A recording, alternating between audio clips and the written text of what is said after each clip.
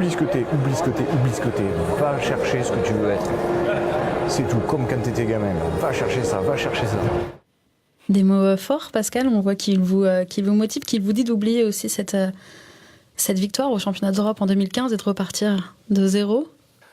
Si je résume un petit peu ma carrière, j'ai fait une année 2014 tonitruante où j'ai réussi à être élu meilleur hurdler du monde.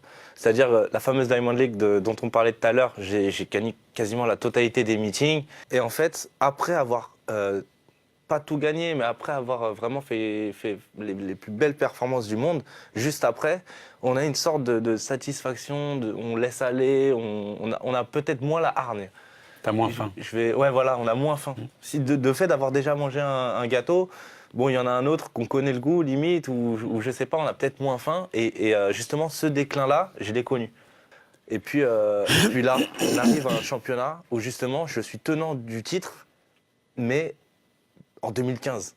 Je suis champion d'Europe 2015. Aujourd'hui, on est en 2017, et ça, il faut aller le chercher. On n'est pas...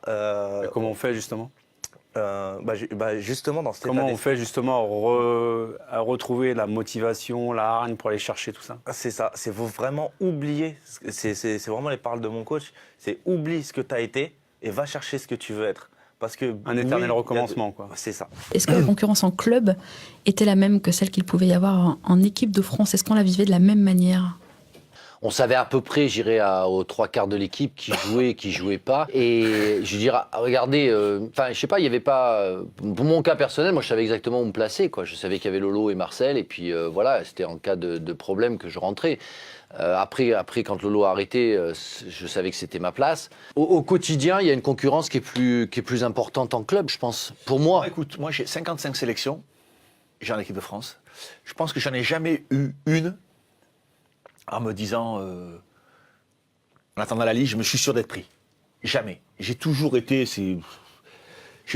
dans le doute, j'ai toujours été dans la concurrence, je marquais pas suffisamment de buts. Parce que tu étais avant-centre aussi. Je marquais pas suffisamment de buts pour un attaquant. Enfin voilà, donc il y avait des choses auxquelles je n'arrivais pas à répondre, à être performant. Donc il y avait toujours sur les 55 sélections, je pense qu'il y a toujours une question qui se posait sur ma sélection ou pas. Ah, c'est dingue. Bon, malgré tout...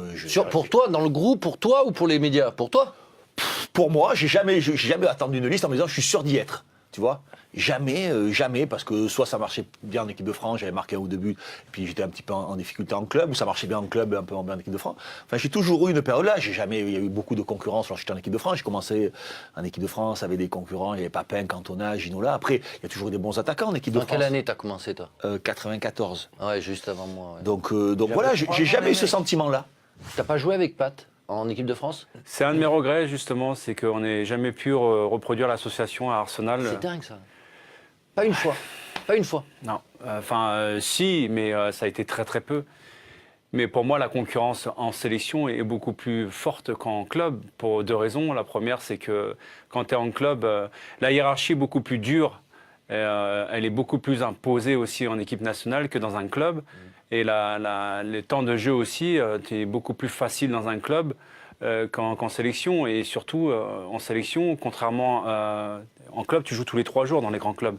Donc il y a toujours un roulement souvent. Donc même quand ceux qui sont sur le banc, ils ont du temps de jeu. En équipe de France, quand tu es cantonné au banc de touche, avant de pouvoir postuler à du temps de jeu, il faut que le scénario soit favorable dans un match, il faut qu'un mec soit blessé, un expulsé, un carton jaune. Enfin bref, il faut des circonstances. Surtout par rapport au poste. Ouais. Et moi, ce que je trouve vraiment dur, c'est être prêt à l'instant T en équipe de France, contrairement à un club où il faut être prêt les jours des matchs, mais tu peux rater un match et te rattraper 3 jours après.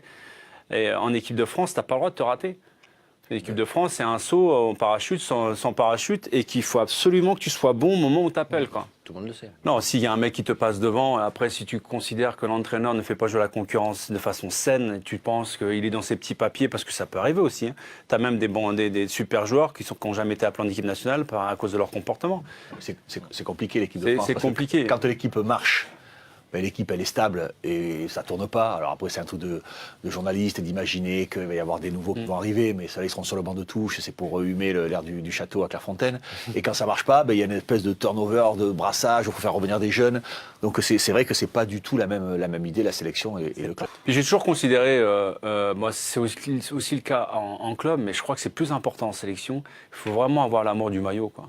Ouais. Représenter ton pays, pour moi, c'est quelque chose de trop important pour le galvauder, pour le diluer un petit peu.